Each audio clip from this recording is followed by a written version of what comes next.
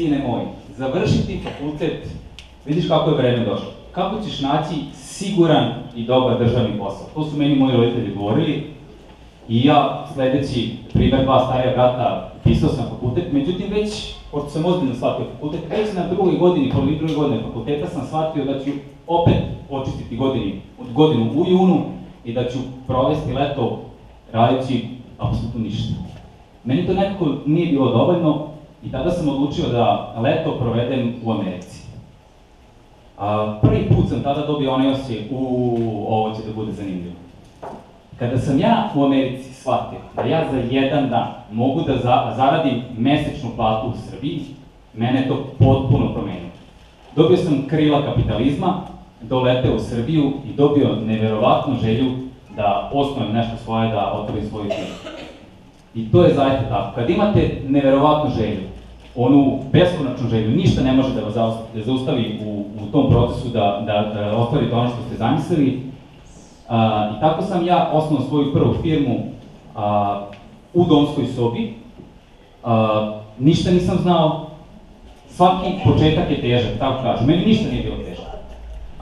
Sve mi je bilo zanimljivo i posle 3 godine smo postali među 3 najbolje agencije u Srbiji, bavili smo se slanjem studenta u Ameriku.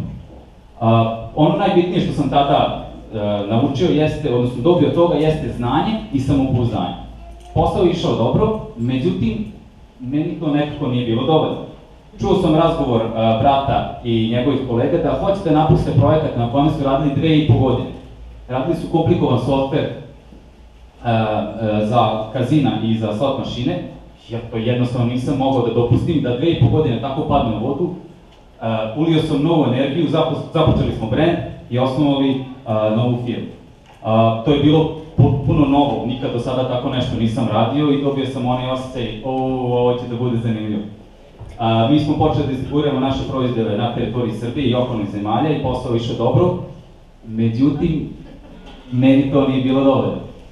Sticam okolnosti u razgovoru sa mojim drugarom koji je tada bio profesionalni teniski trener u Sjedinjenim Američkim Državama, on mi se poželio da mu je potreban jedan softver kojim će upravljati teniske akademije. Ali rekao, ja bih to napravio jer ja ne znam ništa o programiranju. Ja sam tada pomislio, ne znam ja ništa o programiranju, još manje znam o tenisa, ajmo to da napravimo. Opet sam dobio onaj osjećaj, ovo će da bude jako zanimljivo, pošto nikad slično nešto nisam uradio. Mi smo napravili taj softver i uspešno smo distribuirali u jednu od najvećih akademija u Sjedinjenim Američkim Državama. Međutim, pogađate, meni to nije bilo dovoljno. Sticajem okolnosti, u razgovoru sa jednim prijateljem iz inostranstva, on me je pitao da li bi tebi bilo zanimljivo da distribuiraš suplemente koji se koriste u medicini. Stvorio sam onaj osjećaj, ovo može da bude zanimljivo, međutim pitao sam sam sebe, čekaj, radio sam sa studentima, radio sam sa kazinima i kockarnicama, radio sam sa teniskim akademijama, jedino što nisam radio jeste medicina.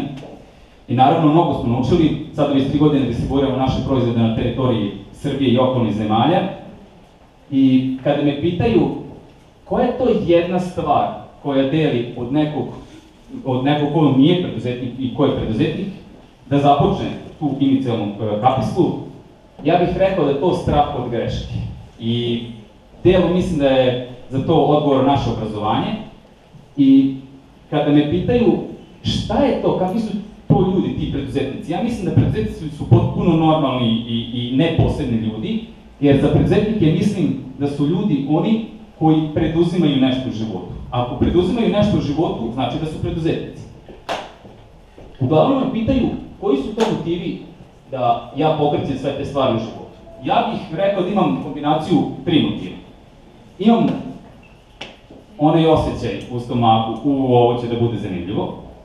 Drugi motiv jeste znanje. Znanje, obrazovanje, učenje nečeg novog. I treći motiv, znate, preduzetnik ipak radi za nešto, a to je ona nagrada koja dobije na kraju procesa.